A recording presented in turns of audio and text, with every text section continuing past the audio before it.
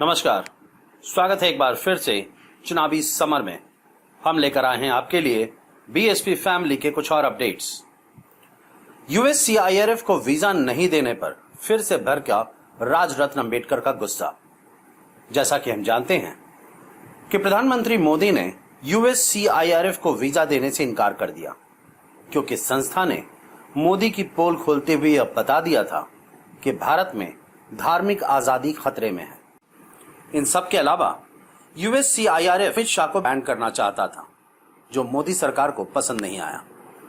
वैसे इस मुद्दे पर राजरत्न अंबेडकर ने एक बार फिर से मोर्चा खोल दिया है। आपको बता दें कि राजरत्न अंबेडकर ने कहा कि यूएस सीआईआरएफ को वीजा नहीं देकर मोदी सरकार ने साबित कर दिया कि भारत में धार्मिक आजादी सचमुच खतरे में है।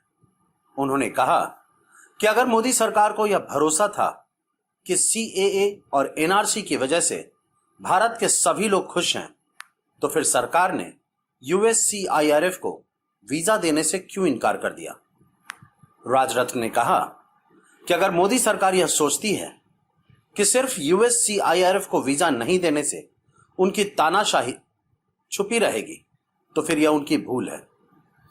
उन्होंने कहा कि मोदी सरकार ने यूएस सीआईआरएफ को वीजा नहीं देकर संस्था के मन में चल रही आशंका को और ज्यादा मजबूत कर दिया और अब संस्था जल्द से जल्द अमित शाह को बैन करने का विचार करेगी।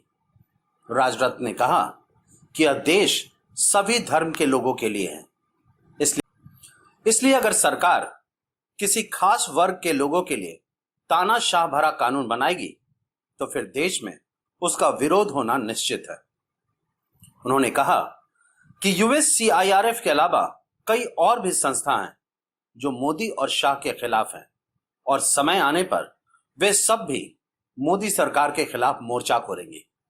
इसलिए उन्होंने साफ किया कि किसी के मन में यह भ्रम नहीं होना चाहिए कि यूएस सीआईआरएफ को वीजा नहीं देने से अमित शाह बच गए या फिर मोदी सरकार आरोप मुक्त हो गई। इस तरह राजरत्न अंबेडकर ने यूएस सीआईआरएफ को वीजा नहीं देने के मुद्दे पर एक बार फिर मोदी सरकार के खिलाफ मोर्चा खोल दिया।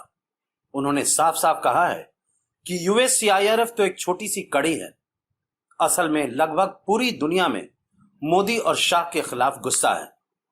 ऐसे में बहुत संभव है कि यूएस सीआईआरएफ अन्य संघ साथ मिलकर मोदी सरकार के खिलाफ मोर्चा खोले, जिसके बाद मजबूरन मोदी और शाह को अपनी कुर्सी छोड़नी पड़ सकती है।